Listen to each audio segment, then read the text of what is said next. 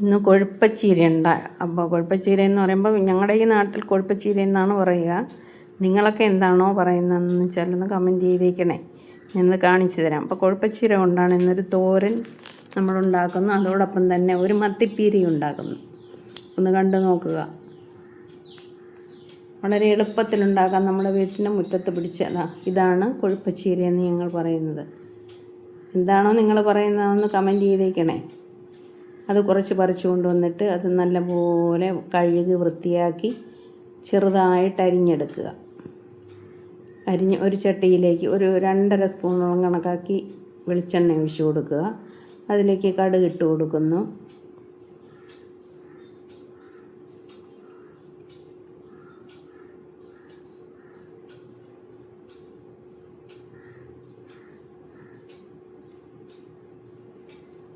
എന്നിട്ട് അരിഞ്ഞ് വെച്ച ഇല അതിലേക്ക് ഇട്ട് കൊടുത്ത് ഒന്ന് ചെറുതായിട്ട് ആ പച്ചമണം മാറി വരുമ്പോഴത്തേക്ക്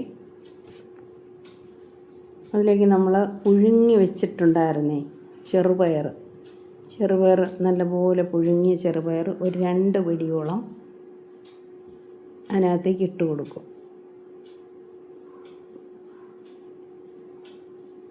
എന്നിട്ട് അരയ്ക്കാനെടുക്കുന്നതാണ് തേങ്ങ, ഇഞ്ചി, പച്ചമുളക്, നല്ല ജീരകം, വെളുത്തുള്ളി.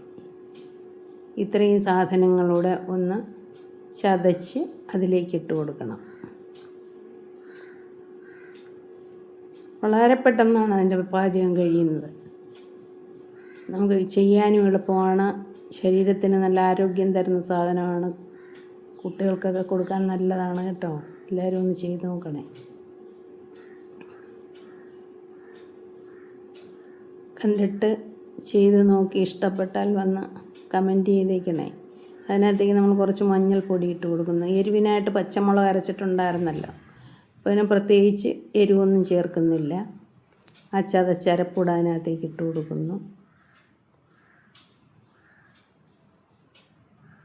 ആവശ്യത്തിന് ഉപ്പ് വളരെ കുറച്ചിട്ടാൽ മതി. വേണമെങ്കിൽ നമുക്ക് പൊടിയുപ്പായതുകൊണ്ട് അല്പം കൂടെ എടുക്കുക, അങ്ങനെ ചെയ്യാമല്ലോ. കൂടിക്കഴിഞ്ഞാൽ ബുദ്ധിമുട്ടാണ്. തന്നെയല്ല, ഇലക്കറികൾക്ക് ഉപ്പ് വളരെ കുറച്ചിട്ടാൽ മതി.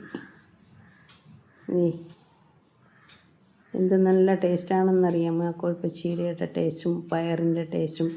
ഒരുപാട് പ്രോട്ടീൻ കണ്ടൻറ്റും ആണത്. അപ്പം അടുത്ത് നമ്മൾ ഒരു മത്തിപ്പീര ഉണ്ടാക്കുകയാണ്. അപ്പം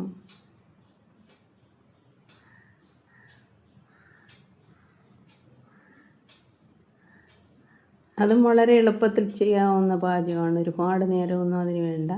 ആദ്യമായിട്ട് ആ മീനൊന്ന് ചൂടാക്കി വെച്ചേക്കണം. ഒന്ന് ചൂടാക്കി, അതായത് ഒരു ഇച്ചിരി വെള്ളം ഒഴിച്ചിട്ട് ചൂടാക്കി വയ്ക്കുക.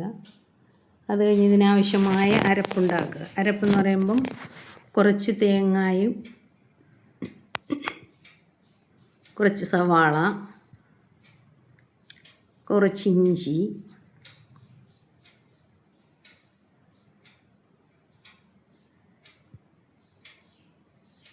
ഇതെല്ലാം കൂടെ നമുക്ക് ഒന്ന് ചതച്ച് എടുക്കാം. അത് ഒരുപാട് അരയേണ്ട ആവശ്യമില്ല. നമ്മൾ മറ്റേതിന് ചെയ്ത പോലെ തന്നെ തേങ്ങായും ഈ പറഞ്ഞ സാധനങ്ങളെല്ലാം കൂടെ ഇട്ട് ഒന്ന് ചതച്ച് എടുക്കുക. ഇഞ്ചി, അതിൻ്റെ കൂടെ മഞ്ഞൾപ്പൊടി ഇട്ട് കൊടുക്കുന്നുണ്ട്.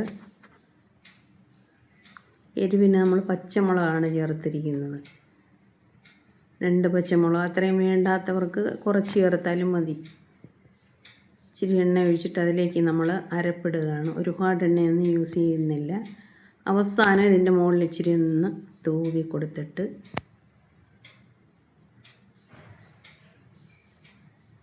എന്നിട്ട് ആ വെന്തിരിക്കുന്ന മീനതിലേക്ക് ചേർത്ത് കൊടുക്കും. അതിൻ്റെ കൂടെ കുടംപുളിയാണ് ഇട്ട് കൊടുക്കുന്നത്. അതൊന്നും എടുക്കാൻ പറ്റിയില്ല, ഈ കുടംപുളി.